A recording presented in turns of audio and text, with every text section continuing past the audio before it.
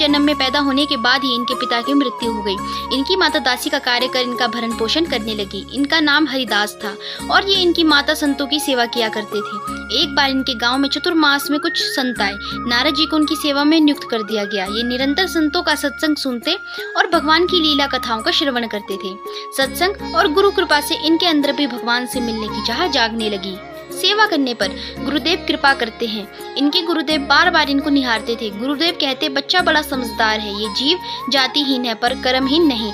गुरु जिस पर प्रेम की नजर डालते हैं उसका कल्याण होता है। ये संतों के झूठे पतले उठाते थे और उनका जूठन खा लेते थे। संतों का जूठन ग्रहण करने से इनकी बुद्धि धीरे धीरे शुद्ध होने लगी थी।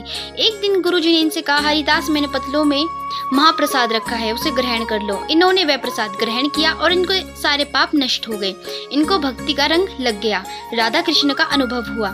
इन्होंने 4 माह गुरुदेव की बहुत सेवा की। अब गुरुदेव गांव छोड़कर जाने लगे। इन्होंने भी साथ चलने की जिद की। बोले, गुरु जी, आप मुझे भी साथ ले चलिए, मुझे मत छोड़ो, मैं आपकी शरण में आया हूँ, मेरी उपेक्षा मत करो। गुरुदेव ने विधाता का लेख पढ़कर कहा कि तू अपनी माता का ऋणानुबुद्धि पुत्र है।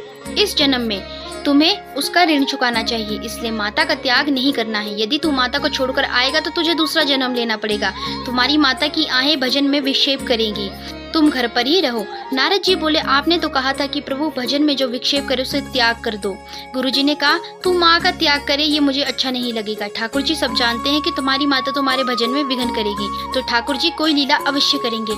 संभव है ये है तुम्हारी माता को अपने पास बुला लेंगे अथवा तुम्हारी माता की बुद्धि को भगवान सुधार देंगे। तुम घर पर ही रहकर इस महामंत्र का जाप करो। जप करने से प्रारब्ध भी बदल जाता है। हरिदास गुरुदेव द्वारा दिए गए मंत्र का निरंतर जप करते रहे। गुरुदेव ने वासुदेव गायत्री मंत्र का 32 लाख जप करने को कहा था।